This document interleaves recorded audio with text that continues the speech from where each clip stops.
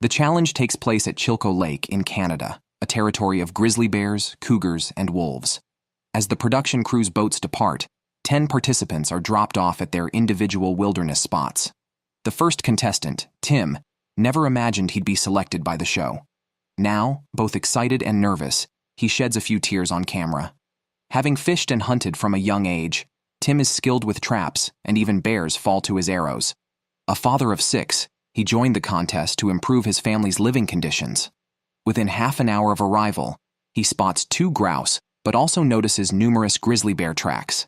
This area has one of the highest populations of North American grizzly bears, making it impossible to completely avoid their range. The second contestant, Clay, quickly demonstrates his prowess this season.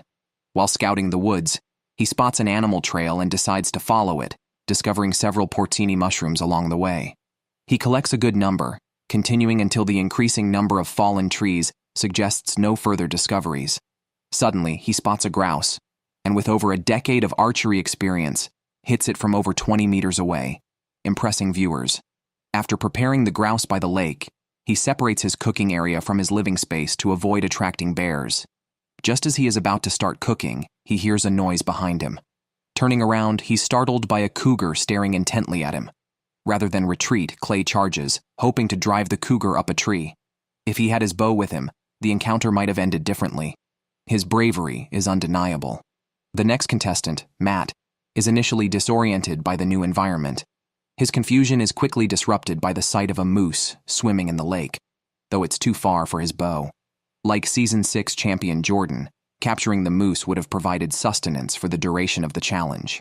Matt and his wife are instructors of primitive skills, adept at tool-making and hunting. With over 20 years of experience making fire in the wilderness without matches, he chooses to rely on friction fire starting, though the high altitude doubles the usual time required to ignite a fire. After last night's heavy rain, Billy's tarp accumulated a lot of water. He filtered out the gravel with his teeth and took big gulps directly on camera. Billy, who loves music and the wilderness, usually spends his time managing his band and studying various wilderness survival skills. Recently, his fiancée became pregnant with twins.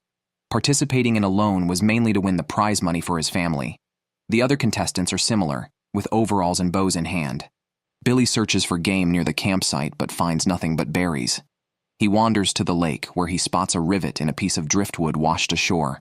Without any knives on his trip, he spends considerable effort to remove the rivet, hoping to forge it into a knife. He first heats it in the charcoal, then pounds it with the back of an axe, and after some polishing, he has a makeshift wilderness knife. Turning back to Tim, considering the potential dangers of grizzly bears and cougars, he decides to focus on building a luxurious shelter before addressing food. He constructs a square foundation with log joints on the ground, leaving space for a door. He then angles 2 logs for the roof frame and fills the gaps in the walls with stones and moss, finally covering it with the tarp. With his deluxe shelter complete, he can focus on food without worry. Ross is the first female contestant this season. She's been sleeping in a temporary shelter by the lake, now busy looking for a permanent settlement. Despite her gentle appearance, she's tough enough to take on crocodiles and is determined to hunt all 29 large North American animals with a bow, aiming to prove she's as capable as any man. She finds a suitable clearing not far from the lake and decides to move there. Determined, she binds 2 tripods with rope, then covers them with a tarp for a simple shelter. The smaller space helps retain heat, and the sealed smoke from the fire won't bother her, allowing her a brief respite. By day 4, Tim, having spent a lot of energy building the shelter and consequently losing 6 pounds in 4 days, is desperate for food. He uses a stone to hunt grouse, a bizarre choice given his skills with a bow. His toothbrush comes in handy. He cuts the end, makes a hole, and attaches a fishing hook with a line to act as a lure. He plans to try fishing by the lake, but strong winds make it difficult to cast the line, so Tim decides to return to his shelter and rest. On the second day, Clay made a fishing rod from a branch and fashioned a reel. Expanding the shelter requires energy. On day 5, he went fishing at dawn. After about an hour, he felt a tug on the line.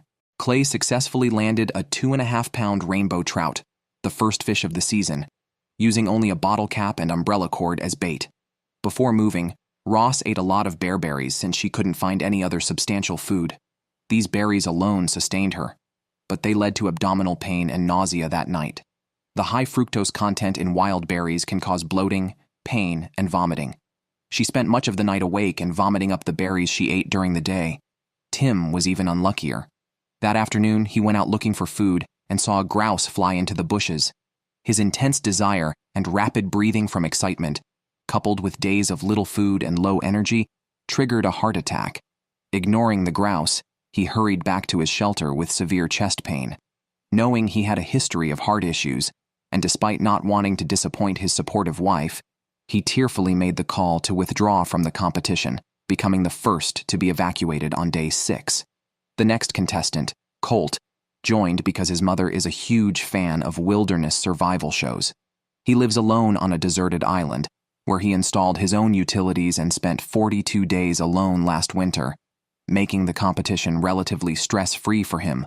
While acclimating, he found a path made by a grizzly bear with plenty of berries nearby, requiring him to stay extremely alert. The 7th contestant, Nate, served 24 years in the military, including in the wars in Iraq and Afghanistan. He developed a resilient personality under pressure and knows how to make fire by friction and set traps. Near his starting point, he spotted a grouse in a tree. After setting up the camera, he stepped into frame, drew his bow, and aimed. Despite the close range, his arrow missed, flying just below the grouse.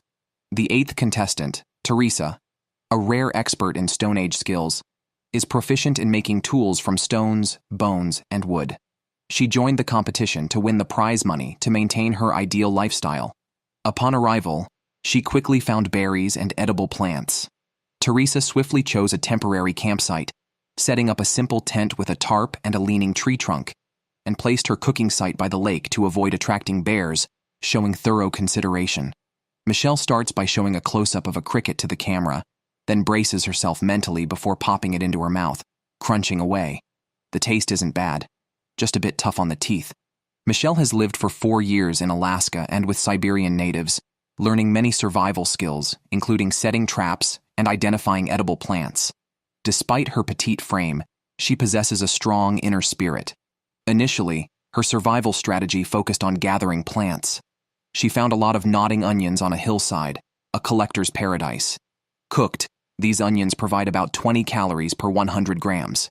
She quickly gathered a large amount, getting off to a smoother start than others. She also found plenty of rose hips. While eating them, she inadvertently spotted a grizzly bear swimming towards her from across a lake, several meters away. Frightened, Michelle quickly hid in the woods and watched the bear move away before she felt safe again. Teresa, while still energetic, wants to get her shelter in order. She plans to build a pit house, a semi-subterranean dwelling excellent for warmth. Without ideal tools, she uses sticks, stones, and found moose bones to dig into the earth. Throughout the process, she finds insect larvae in the soil and snacks on them as appetizers. After 5 to 6 hours, she expends thousands of calories. Jordan, the last contestant, eats ants found in wood for breakfast, noting their sour taste resembling lemon juice, although in frustratingly small quantities. He finds a clearing in the jungle where he plans to build his long-term residence. Building and hunting are his strengths, having spent much time in the wilderness. He joins the show to win the prize money to pay off his mortgage and spend more time with his wife and kids. Jordan plans to build a lean-to cabin using logs as thick as thighs. Although it consumes a lot of energy, once built, it will save him more in the long run. He uses mortise joints to assemble the logs into a square structure, nearly completing half by midday. He sleeps in a small tent made of tarp, and at 10:30 p.m., half asleep, hears a large animal moving outside. Judging by the sound, it's a bear, but luckily, it's scared off by the noise he makes. The next day, he finds a small path about 30 to 40 meters from his camp, explaining the bear's visit. Reluctant to move again, his priority is to find food, as building the house is physically demanding. Colt chose extra tarp over a fire starter, making him the second contestant this season to do so. His first 2 attempts at making fire with a bow drill went smoothly, but today he struggled and became worried. Eventually, he managed to start a fire with great effort and vowed never to let it go out again. Unlike others who prioritized building shelters, Colt decided to build a boat first to fish in the lake for food. Despite never having built a boat before, his rowing experience helped him craft it adequately. He wrapped it with the extra tarp he chose and filled it with more sticks to increase buoyancy and fully stretch the tarp. The simple structure didn't take long to complete. He then carved paddles with an axe and eagerly launched the boat for a test. Good news, it had enough buoyancy. Bad news, it lacked stability and needed additional braces. Yesterday, Nate picked chanterelles, planning to make soup this morning, but squirrels stole half of them, souring his mood. To ensure survival, he planned to fish using a trot line, a main line with baited branch lines at intervals for better chances of catching fish. After setting it up by the lake, he only needed to check it periodically. Nate initially intended to collect wood for his shelter, but encountered the squirrel and retrieved the stolen mushrooms. He considered shooting it to improve his meal. After collecting some wood, Nate built a simple A-frame shelter, placed acorns on the sides, covered it with a tarp, and finished his task. He then checked the trot line. Lake Chilkoot was generous without much hassle, and he smoothly pulled a fish ashore. Though not very large, the fish, along with chanterelles and berries stewed together, helped alleviate his fatigue. After digging the underground part of her pit house, Michelle started on the frame. She dug a post hole in the center and selected driftwood from the abundant supply by the shore. After installing the chosen post and stabilizing it with stones and sand, she arranged logs around it and secured them with wire at the front. Her shelter was half complete. As another female contestant, Michelle's shelter was much more solid than Nate's. She placed a beam between two tripods, essentially creating a larger version of Nate's shelter with a similar construction method but more interior space. Day 7 arrived, and Billy started building early in the morning. He first secured the roof beams and pillars, scraped off the bark to prevent fire hazards, and protect the tarp from punctures.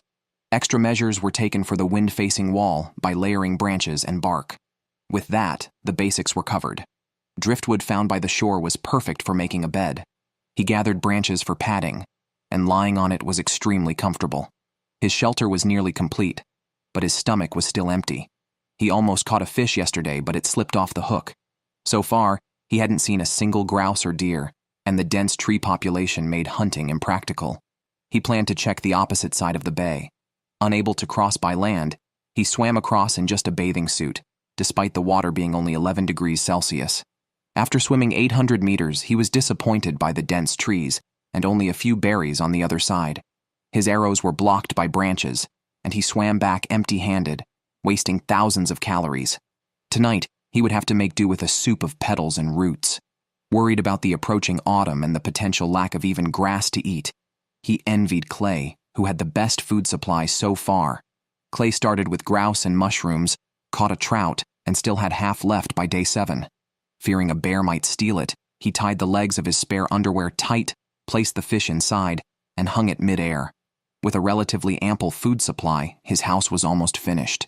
He used moss to fill the gaps between wood and stones in the fireplace, tested the fire, and was pleased with the perfect results.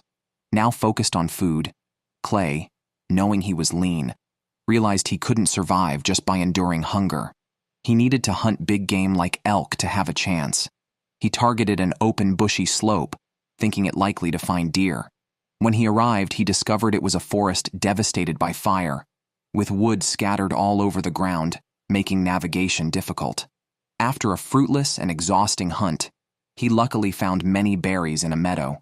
Planning to save some for later, he utilized the principle that cold air sinks. He dug a hole in a low spot, enclosed it with wooden panels, lined it with moss, and stored 4 liters of berries for gradual consumption. Matt's situation wasn't much better than Clay's. He too hadn't secured any meat. He resorted to digging up wild chives, chopping them up and cooking them with other wild greens to make a soup. It barely provided enough calories. After finishing the soup, he planned to go hunting with his bow and arrow, only to find that mice had chewed through the bowstring overnight. Furious, Matt cursed the mice in a long tirade. It would be a huge loss to quit the competition over this, so he tried to repair the string. Although not as good as before, it was still functional. Later, Matt set up a deadfall trap, determined to make the mouse pay for its actions and to add some meat to his otherwise vegetarian diet. Turning to the female contestant Ross, her shelter was probably the simplest. She had started foraging early, crafting a fishing rod from wire and branches, complete with a reel and lure, trying to approach modern fishing techniques. She hoped to catch 7 or 8 fish a day, but by 6 p.m. by the lake, Not even a nibble had occurred. Fish resources were not as abundant as in Canada's Great Slave Lake from Season 7. That evening, just as Ross was about to turn off her camera and sleep, she heard disturbances outside. Judging by the sounds, it was a hungry grizzly bear. Close to hibernation, anything could be its meal. Ross quickly fired bear bangers into the sky, scaring the bear away while she sat in her shelter, shaken, but thinking of the $500,000 prize. Another female contestant, Michelle, had a harder day. She dug up a few cow parsnip plants during the day, using the hollow stems to blow on her fire and roasting the root bulbs to eat. Native Americans also used these as food. Michelle took a bite with a tentative mind, but the taste was horrible, not at all pleasant. Only the fish in the lake could provide all the nutrients her body needed. She made a longer fishing rod, weighing it down with rocks by the lake, hoping for a good catch. She planned to expand her shelter but soon felt nauseous, from her stomach to her armpits. She had mistaken water hemlock for cow parsnip, as they look similar. But the former is highly toxic. Michelle chewed some charcoal in an attempt to neutralize the poison. She woke up around 5 a.m. feeling slightly better. Luckily, she had only taken a small bite, or withdrawing from the competition would have been unavoidable. Jordan, originally a carpenter, was obsessed with making his shelter perfect. Sadly, time and energy were not on his side. However, the quality of his shelter was the best among the contestants this season. Now Jordan desperately needed food to replenish his strength. He couldn't remember how many times he had tried fishing.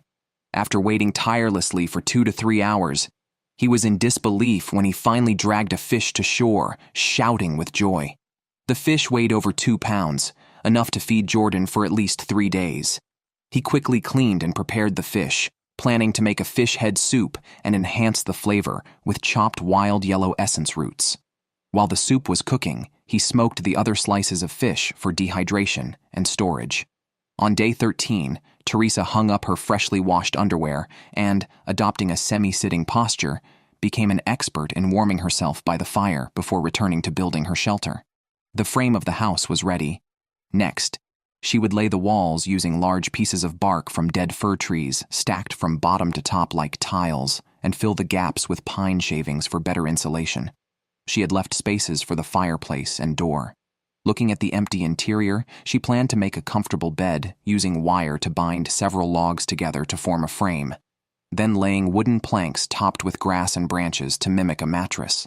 Nate, feeling a bit desperate for food, decided to sunbathe to replenish some vitamins, as the continuous strong winds made fishing impossible.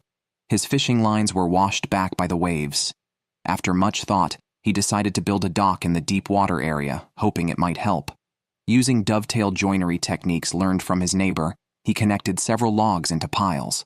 However, as he carried them into the lake, he was annoyed by the water temperature and frustrated when the piles visibly fell apart.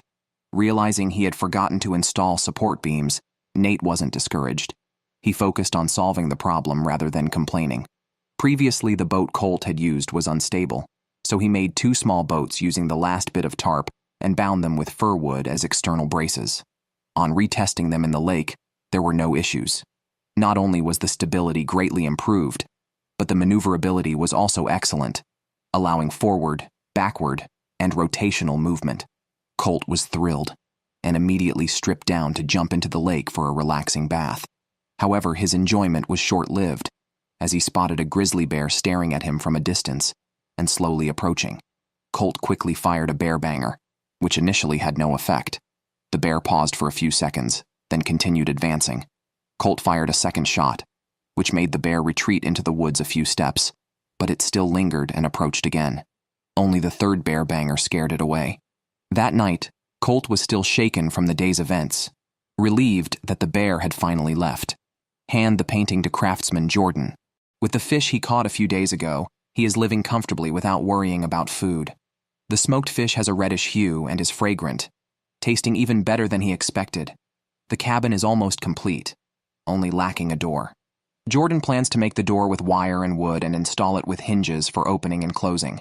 Without an electric drill, he uses his imagination, cuts a groove in the wood with a saw and secures it with wire to the wall and the door's crossbars. He binds it with harder wood, fitting it perfectly.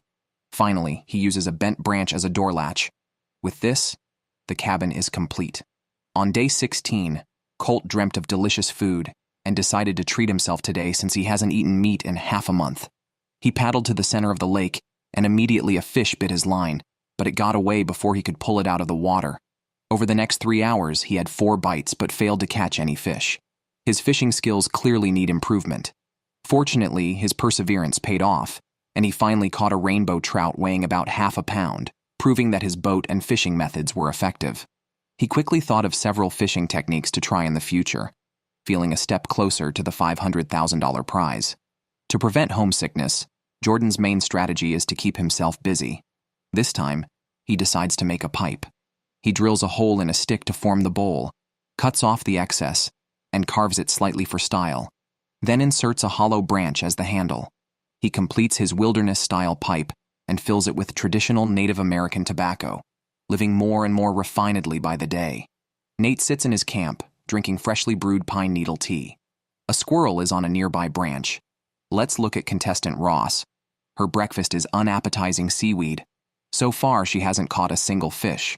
Now, she hopes to catch some small fish with a fish trap to sustain herself for another month. However, the trap is crudely made. Large fish cannot enter, and small fish can escape. She places it in the shallow waters near the shore, securing it with stones. Time will tell, but she expects to catch nothing. Fortunately, there are berries in the grass, which have been her sole source of nutrition these days. As days pass, the berries either fall to the ground or turn black. She believes they will all be gone in half a month.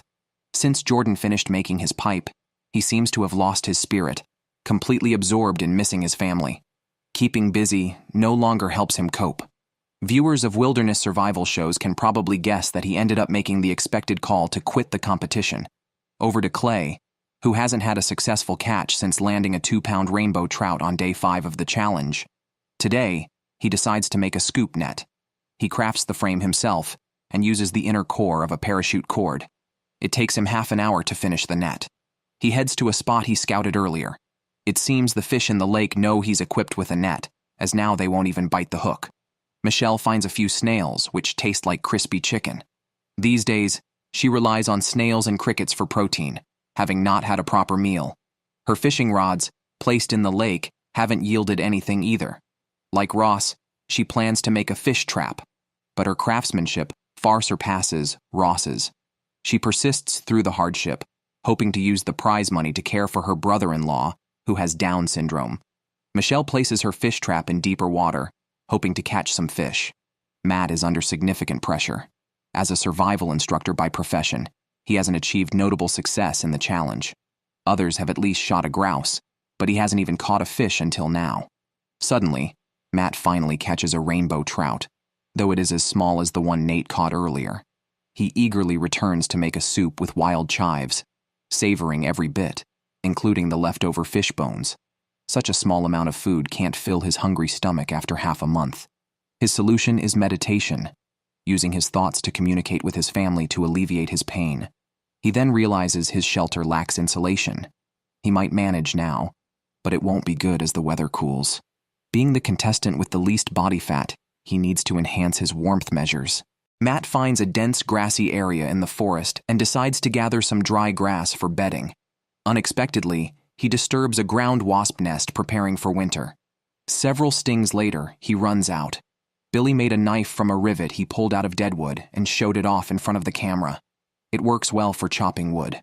Only 18 days into the challenge, he has already lost 31 pounds. Although he is quite heavy, he can't keep this up forever. The dense forest in his area makes hunting impossible, so he plans to weave a fish basket from willow branches to catch fish in the lake. While talking to himself and weaving the basket, he suddenly hears noises from the slope below and turns to see 2 grizzly bears. He quickly fires a bear banger, scaring them away. It's his first encounter with grizzlies in decades. His heart is still pounding after the danger has passed. When he places the finished basket in the lake, he wonders if it can really catch fish in such shallow water. Michelle, having nothing else to do, constructs a conical shelter to protect her fire. After working, she feels unprecedentedly weak. She desperately needs food as she only has berries and wild vegetables today, which provide very little energy. To get enough salt, she even eats her own mucus, but she's still getting weaker by the day. She hopes the fish basket will yield some results. But upon reaching the lake, she's stunned to see it empty, either washed up on rocks or possibly retrieved by a bear, plunging her spirits. Unable to imagine how she'll continue, she even notices her teeth discoloring from malnutrition. Feeling close to her limit, she remembers seeing some grouse near her dwelling. She takes her bow and arrows and puts her last hopes on hunting grouse. After wandering in the woods for several minutes, her legs are weak, and despite her efforts, she sees no grouse. She collapses in a chair at her campsite. Just then, she sees a grouse hiding behind a tree within her sight. She quietly approaches for a shot, but the grouse dashes into the bushes and disappears. With her last hope gone, she decides after a moment of thought to call and quit the competition. On the 21st day of the challenge, 7 contestants remain. Due to poor fishing results, Clay shifts his hopes back to hunting. Otherwise, with his physique, he definitely cannot compete with the other heavyweights. He walks a long time to a previously unexplored forest area. Calming down, he carefully observes his surroundings and listens to the sounds of animals. Finally, he discovers a good sign: a pile of deer droppings, the first deer trace he has found since the start of the challenge. Since it's getting late, he heads back. Matt is the only survival coach this season, but has not met his own expectations. Eventually, he couldn't take it anymore. Regardless of how others might criticize him in the future, at least his family won't mock him. He decisively made the call to withdraw from the competition. After finding the area with deer activity, Clay followed the same route back the next day. Seeing fresh droppings on the ground, he surmised the deer were still active in the area. Around noon, he indeed spotted a black-tailed deer staring straight at him. Afraid to startle it, Clay froze in place. Once the deer lowered its guard and began to move, he seized the opportunity to shoot an arrow. Reaching the spot where the deer was hit, he followed the blood trail and found the broken arrow, indicating the deer couldn't have gone far. The black-tailed deer finally expired in the grass. At that moment, Clay's anxiety was relieved, and he couldn't help but shout with joy. The deer weighed about 60 kilograms. With numerous grizzly bears in the forest, Clay wasted no time and began to butcher the deer, carrying several legs back to his shelter, which was 4 kilometers away. Fearing that grizzly bears might be attracted by the scent, he hurried back. By 5 p.m., he had brought all the deer meat back to camp. After removing the skin, bones, and offal, about 46 kilograms of pure meat remained. Keeping it in the shelter posed a risk of attracting bears, so he had to find another place to store it temporarily. Fortunately, the production team had provided each contestant with a heavy rope specifically for hanging meat. Clay hung the deer meat 7 to 8 meters high, making it difficult for any bears to steal. That evening, he fried deer heart and deer fat, and the aroma gradually spread through the air, eagerly anticipating the taste. As for Colt, he had also hoped to rely on hunting deer for food storage, but he hadn't seen even a trace of deer so far. He had no choice but to gather wild onions and berries. Thankfully, the low temperatures in the area meant that the berries could stay fresh in a cave for 3 weeks without spoiling. Taking advantage of their availability, Colt spent time each day gathering them to prepare for the winter. When talking about the $500,000 prize, he envisioned using the money to build a community farm to give more people a chance to experience the wilderness. However, unexpected events occur quickly. The next day, as he went to have some berries for breakfast, he discovered a bear had raided his storage overnight, eating half of the berries. Due to local legal restrictions, fishing nets could only be used after surviving for 45 days. Naturally, Colt also thought of making a large fish basket using fir branches. After completing the basket, over a meter tall, it was the only one that seemed hopeful among the contestants' creations, as others were either too small or too crudely made. Rowing to the middle of the lake, Colt wasn't sure how deep the water was. He placed the basket, marking the spot with driftwood. Logically, there should be a good chance of catching fish. Nate has lost 32 kilograms from hunger, his cheekbones now prominently visible. Each day, he looks forward to checking his fishing line at the dock, his mood lifting with excitement. He slowly drags a fish towards the shore, but just as he is about to secure it, the fish slips off the hook. Nate quickly rushes into the water to catch it, but sadly watches as the fish escapes back into the lake. Without fish, he continues to drink pine needle tea. Having learned a painful lesson, Nate decides to build a scoop net. He uses Y-shaped branches to create a circular frame and parachute cord for the netting. Although the net is a bit rough and small compared to Clay's, it should work for catching fish. When testing it, Nate finds another small fish pulling on the line, the second one he's caught. On day 23, the meat Clay hung in the tree remains untouched by grizzly bears. Clay plans to build a smokehouse to preserve the meat through dehydration for a longer period. The structure must be robust to keep out grizzly bears. He uses a simple mortise and tenon structure, stacking cut logs into a square shape, binding wire inside for hanging the meat, and plugging gaps in the walls with moss. The roof is also covered with a thick layer of moss for waterproofing. He patiently slices the deer meat into strips, hanging over 46 kilograms of it in the smokehouse. By waiting overnight, the meat can be preserved for several months. Clay is now firmly leading in resource management. Teresa has finally completed her pit house but must still test its smoke ventilation. The results are disappointing. Within half an hour, the smoke makes it impossible for her to keep her eyes open. She gathers a large number of stones from nearby to build a meat smoker over the fire pit, filling the gaps with mud. The height is level with the ground, facilitating cover. The improved fire quickly shows effects, allowing her to move from her tent to the pit house.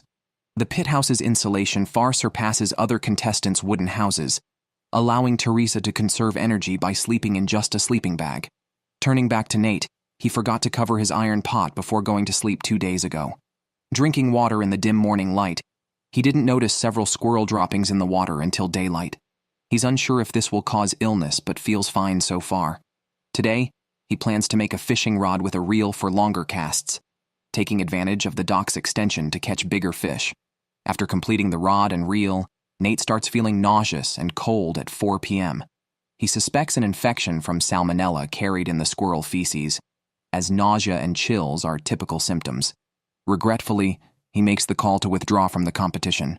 Billy hasn't eaten any meat since the challenge began. He has lost 45 pounds. His fishing trap in the lake has been set for a week, hoping to catch a few fish to satisfy his craving for meat.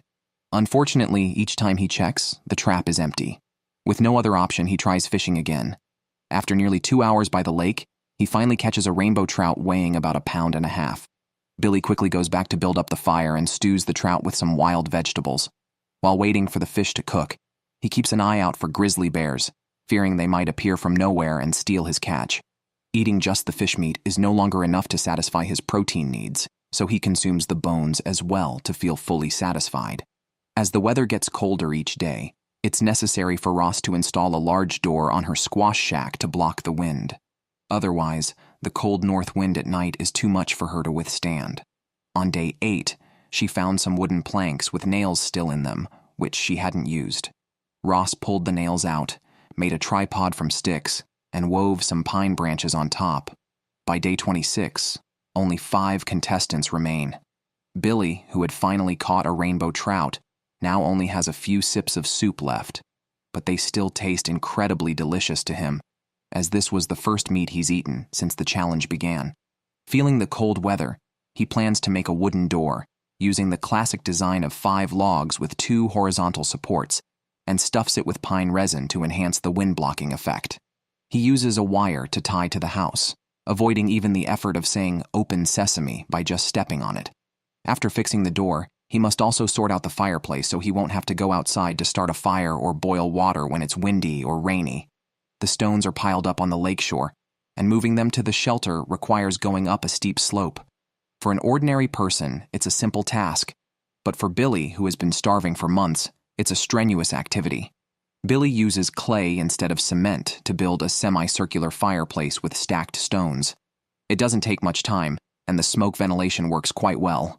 Ross sits inside her squash shack, using a found glass bottle as a hand warmer. The low energy intake makes her always feel cold, so she relies on this simple method to warm her hands, occasionally adding rose hips to the bottle for a unique flavor and a significant boost in vitamin C. Her luck with fishing has been poor, and now she thinks about setting traps in the woods to catch rabbits, a method she hasn't tried yet. Although squirrels are protected by local laws and cannot be trapped, making the wire loop larger should prevent harming them. Still, it carries some risks, which might be why the contestants are hesitant to set traps. Ross has no choice but to take this path now, with her mind focused solely on getting food to keep going. Fortunately, while setting traps, her sharp eyes spot a bear trap among some dry leaves. Since 2017, trapping bears has been banned for non-indigenous people, and given its rusty condition, it's definitely several years old. 2 days after setting up the traps, Ross found bear tracks on the ground while checking them. The tracks were near the lake, not far from where she was staying. As she was about to leave, Ross saw the bear that made the tracks coming towards her, which frightened her immensely. Ross hadn't recovered from the scare when she questioned whether risking her life for $500,000 was worth it. She held the emergency communicator in her hand, ready to press the button to quit. However, after calming down, she decided to continue the challenge. She caught an unlucky smoke-colored jackrabbit, the first rabbit caught this season. Ross had never had a full stomach, so she quickly cleaned the rabbit and set up a pot over a fire outside the camp. She exclaimed, "Oh my God," smelling the delicious aroma. After cooking, she ate the rabbit heart first, savoring its protein content, which was much higher than beef, chewing slowly before swallowing. Clay wanted to use the deer hide to make a lure hat to get closer to other animals for more hunting opportunities, also as a way to respect the hunted black-tailed deer by using every part of it. After removing the deer hide, he scraped off the fat, meat scraps, and cartilage to prevent rot. He then stitched the eyes and mouth, filling them with moss to create the lure hat. Clay scooped out the deer brains, mashed them into a paste in an iron pot, and spread it over the hide. The brain paste contained lecithin, a natural agent used for making leather. Colt, unable to get meat, decided to go after morels, abundant in his area. He collected 13 kilograms of morels and hung them to dry inside his cabin, hoping they would last until day 45 when he planned to catch big fish using a fish net and a tarp boat. A sudden heavy snowfall prevented Colt from collecting more morels. He then worked on improving his shelter to withstand the cold weather, covering the roof and walls with pine branches. Teresa followed a similar path, relying on edible plants for survival, because she believed the caloric content of plants was underestimated. She had tried fishing several times without success, or only catching month-old fry. She focused on collecting plants, targeting bright red bearberries and Solomon seal roots in the fields. However, engrossed in her work, Teresa realized she had lost her way, which filled her with an unstoppable fear. Teresa tearfully told the camera she was ready to quit. Her feet frantically searched for a way out. Seeing more trees blown down by the wind, she knew she was getting closer to the lake. Once she found her way back to the shelter, she stopped talking about quitting. Her outing yielded 3 cans of cranberries, a bag of rose hips, a bag of wild vegetables, and some Solomon seal roots, barely enough to sustain her for the day. To conserve her fat reserves, she depended on fish from the lake. Teresa built a small raft from logs, tying a trawling rope at the bottom, ready to pull the raft into deeper waters with a trawling system. Setting up for the first time required her to brave the cold water, wearing a life jacket and carrying an emergency communicator. After stretching her limbs, she swam into the deeper water. Unexpected inflation of the life jacket disrupted her rhythm, tangling the trawling rope around her clothing, complicating what should have been a quick task. Her legs, freezing and reddened, neared hypothermia. After returning to shore, she stayed by the fire for a long time. Although she recovered by nightfall, her legs were burned from being too close to the fire. Colt, on his 10th check of his hand-woven fish traps, had yet to catch anything. He stayed to fish, and his luck turned, catching 2 small fish, each only about half a pound. If only they were bigger, he could have had a hearty meal. Clay heard noises outside his camp in the middle of the night. Wearing a headlamp, he saw nothing. The sounds disappeared. By dawn, he realized a gray bear had approached within meters of his food storage. Worried about his dried deer meat being stolen, he planned to set up an alarm system. He tied a bear whistle to a tree, surrounding the storage with a string that would trigger the whistle if a bear stumbled upon it, scaring off even a tiger. With limited smoked deer meat, he could only eat a little over 2 ounces a day, or it would be gone in less than a half-month. Relying solely on deer meat was not enough for victory. Like the others, Clay needed fish from the lake to maintain his weight, but he too had no luck catching any. On day 32, Billy woke up early to find several holes chewed in his clothes by mice. It had been over 10 days since he last ate meat, and he was in urgent need of protein and fats. The ground, covered in snow, was very slippery. Despite walking cautiously, he still slipped and twisted his ankle, which was already injured. Billy went to the lake to calm his mind and fish, but after 5 hours, he caught nothing. Even with a strong mindset, this situation could be disheartening. Teresa's knees were blistered from burns. The painful price paid was compounded by her trawling rope tangling into a mess, rendering it useless. Unable to contain her frustration any longer, she crouched by the lake and cried for a few minutes. Colt, too, was having a rough day. He went to check his fish traps, only to find them stuck under debris in the water. After several attempts to free them failed, he cut the nylon rope to minimize the loss. Ross ventured into the woods to check if her traps had caught any rabbits, hoping rabbit meat would sustain her. However, she was unsettled to find cougar tracks in the snow following her own. She worried that even if the traps caught rabbits, the cougar could be a threat. Indeed, the cougar hadn't taken any rabbits, but it had tampered with the traps, making successful hunting even more challenging. Ross felt her toes throbbing with pain.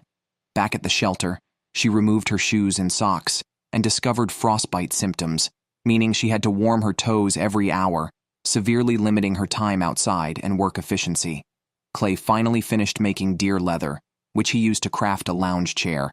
He accidentally spotted a gray bear near the lake while setting it up. Not wanting it around the camp, he followed its tracks to understand its movements. Suddenly, he was frightened as the bear emerged just 7 to 8 meters behind a tree and charged at him. Clay quickly used bear spray, averting a dangerous situation. By day 36, Teresa cleaned her camera lens early in the morning, clearing the previously hazy image. She left her hut to forage, not wanting to be a vegetarian in the wilderness. Despite her lack of success in fishing and hunting, she had been surviving on plants. Unexpectedly, while walking along the lakeshore, she found a small fish on the gravel, a surprising source of protein, likely dropped by an eagle. Her luck continued as she spotted another fish in the water, weighing about 3 pounds and fresh enough to eat. If the other contestants knew, they would surely be envious of her incredible find just steps from her door. Teresa was already very weak. The 2 fish were crucial for her. Although the boiled fish tasted unpleasant, she forced herself to swallow it, hoping to sustain herself for another 10 to 15 days.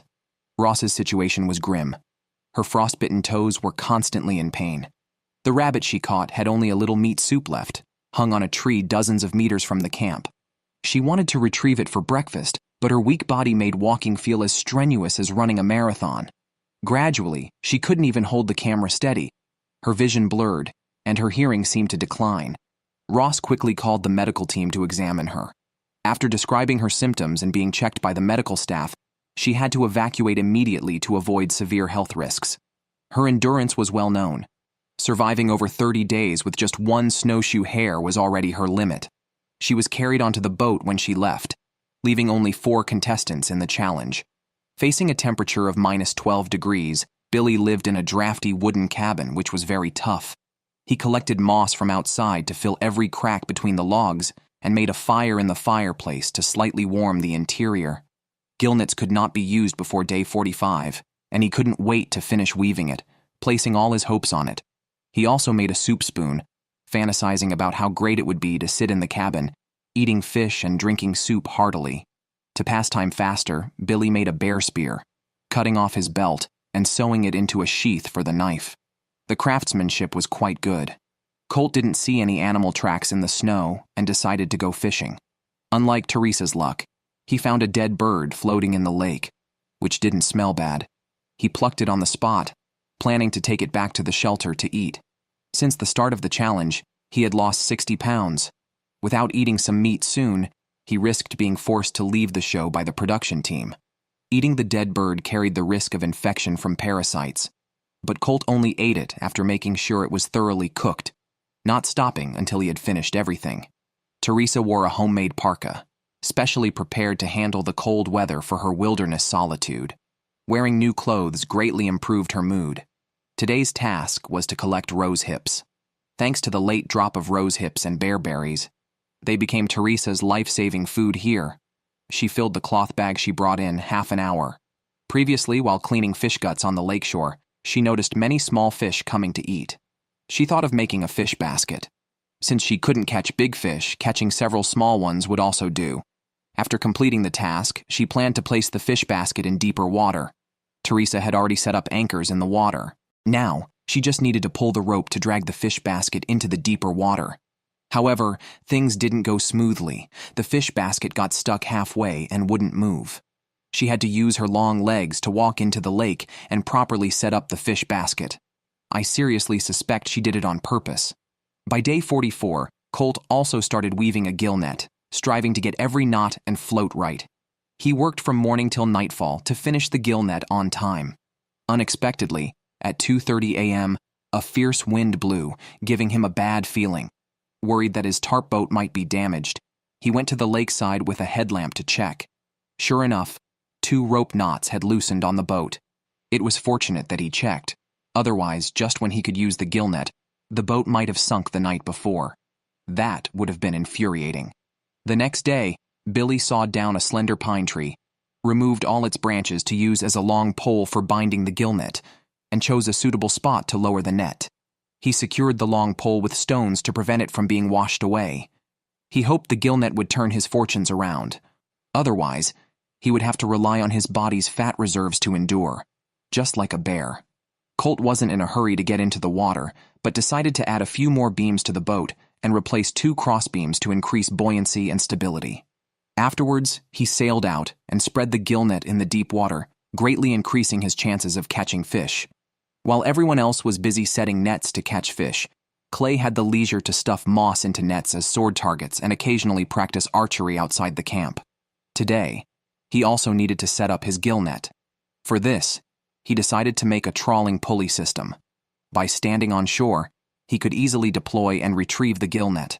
He constructed a tripod from logs, fixed an iron ring at the top, connected another iron ring to a buoy attached to an anchor stone in the water, and linked the 2 rings with a nylon rope. The gill net was thus freely deployed and retrieved.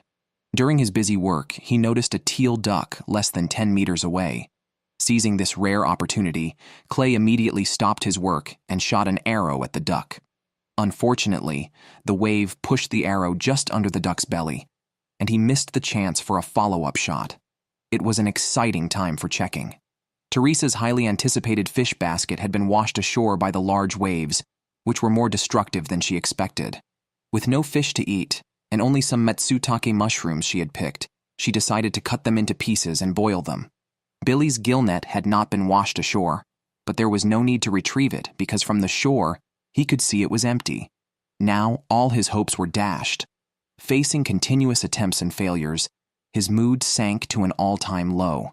He wished his father was there to encourage him, but his determination to persevere remained unshaken.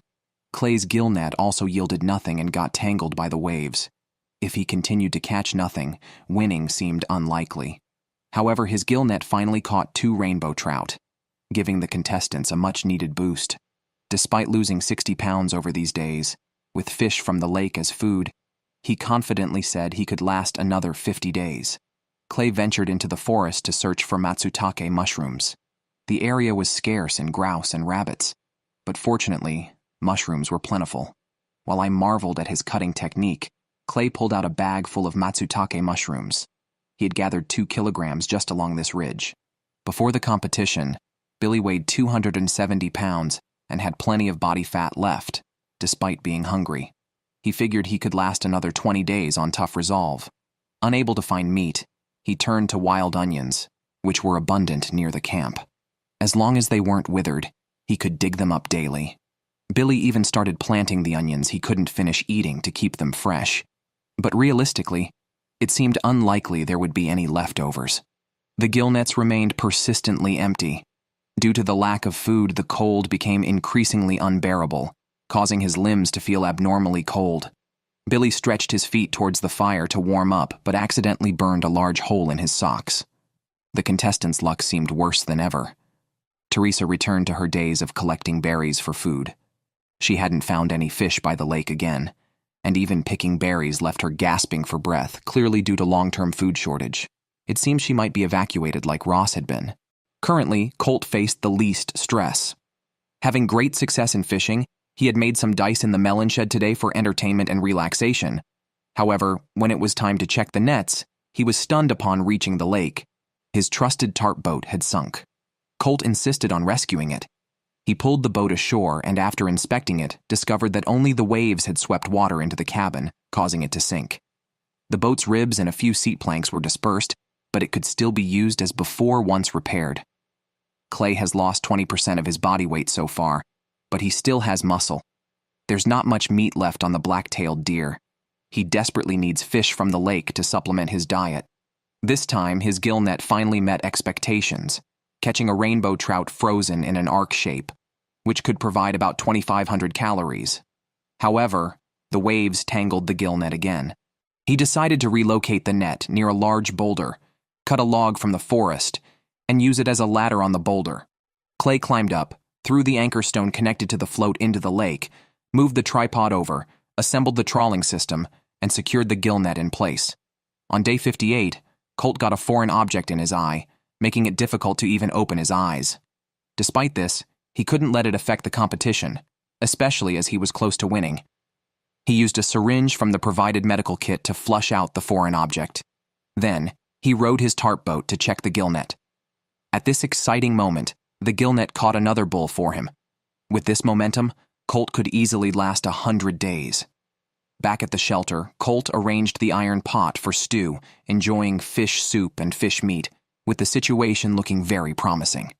After eating well, Colt chopped a big pile of wood for firewood, enough for half a month. Since the gill net was so effective, he expected the days ahead to be comfortable. From morning till night, he constantly burned calories and finally set another net in the lake the next day. However, the old net caught nothing today. Was the good start over so soon? Teresa didn't want to be a vegetarian, but with limited skills in fishing and hunting, she had berries again this morning. She mashed the cooked berries, formed them into balls, and baked them on the fire, creatively turning them into a meal. While waiting, she sat by the fire doing handicrafts, planning to make a hook for hanging the iron pot. But seeing her handle the saw, I knew trouble was brewing. She wasn't skilled, and as expected, she cut her left hand. Although the medical kit had the necessary supplies, a severed tendon that couldn't heal on its own would force her to call and quit the competition. Fortunately, the wound wasn't that severe. Otherwise, quitting in such a way would be frustrating for anyone. Let's look at Clay again. Seeing the strong winds and high waves, he guessed the gill net would have no catch and decided to hunt grouse and rabbits in the forest. Instead, he found fresh cougar feces on the ground. Local laws allowed contestants to hunt cougars.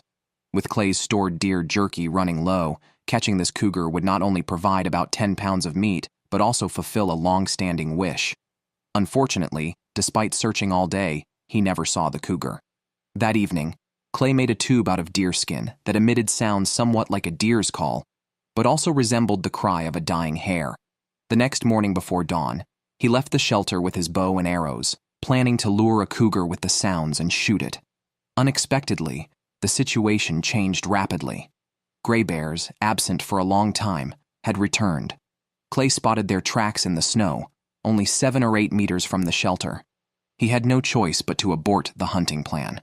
If the deerskin tube attracted a bear instead of a cougar, it would be a double loss. Billy's gill net had never caught anything. Billy decided to move it, refusing to believe he couldn't catch a single fish.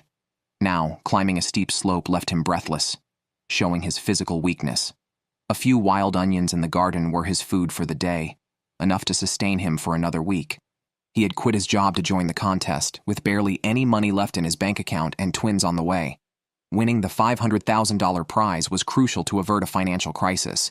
On day 66, although Billy's gill net hadn't caught any fish, he found one on the shore, possibly stranded or dropped by a bird. It was his first meat in nearly 50 days. He cooked the fish until it was charred. After a long time on a vegetarian diet, the small amount of meat, albeit little, felt incredibly satisfying due to the protein. Colt had thought the journey ahead would be easier, but the gill net caught no more fish. He felt his weight and stamina decreasing. The next day was the medical checkup scheduled by the show's producers. All contestants feared being forced to leave due to health issues, but it was inevitable. Colt lifted his shirt to reveal his emaciated body, having lost over 30 kilograms.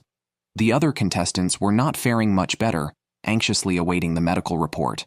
Surprisingly, Colt was the contestant disqualified. Despite catching 3 large fish in the past 20 days, his significant weight loss beforehand was too great. The doctor said his cardiovascular system was under immense stress, and staying could cause permanent damage. Facing permanent injury meant automatic disqualification. If Lake Chilkoot in Season 7 had the same fish resources as Big Slave Lake, Colt might not have been disqualified and could have been a strong contender for the champion. Clay had finally finished his deer meat and was now also facing a food crisis. He had moved the gill net to a new location a few days earlier, but it was empty and tangled when he checked it this morning. Clay could no longer tolerate the device. Even after placing it deep in the water, he decided not to waste more time on it. Teresa was semi-giving up, lacking hunting skills and unwilling to hunt. This morning, she made a broom in the pit house. Her craftsmanship was impressive.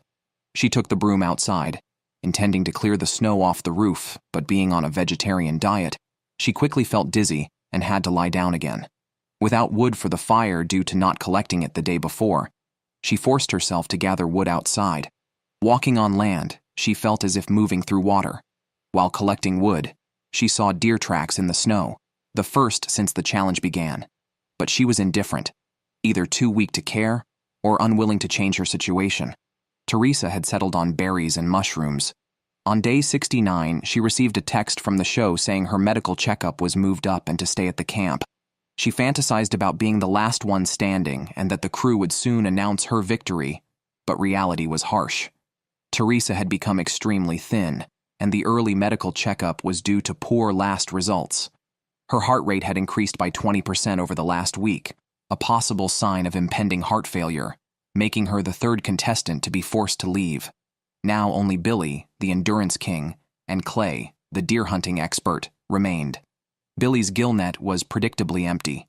Desperate, he decided to eat pine bark. After peeling off the outer bark, he collected the inner layer, containing digestible sugars, fiber, and starch. He boiled the bark in a pot. The red color looked tasty, but it was hard to swallow. Drinking more made him feel nauseous. Not wanting to lose the little food in his stomach, he decisively covered the pot and planned to look for other food. Clay had given up on fishing and decided to focus on traps and hunting. He had set several traps for squirrels in the forest. The first trap had been touched, as there were many rabbit tracks around. As expected, the second trap caught one. He thought that would be all for the day, but 3 wire snares caught 2 snowshoe hares, boosting Clay's confidence as his food supply dwindled. The savory stewed rabbit meat satisfied his hunger. Every bite was precious, and he couldn't bear to waste any, bones included, wanting to consume more calories. That night, a noise outside from a fallen net woke him. Clay thought a gray bear had knocked it over. Opening the door and shining a flashlight, he found a fisher, a fierce animal with no natural predators and protected by local laws, hence he couldn't hunt it. Otherwise, Clay would have shot it with an arrow right then. Billy was devastated by a few sips of pine bark soup.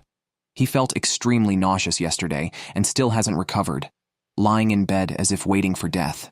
He must go out to find food to fill his stomach.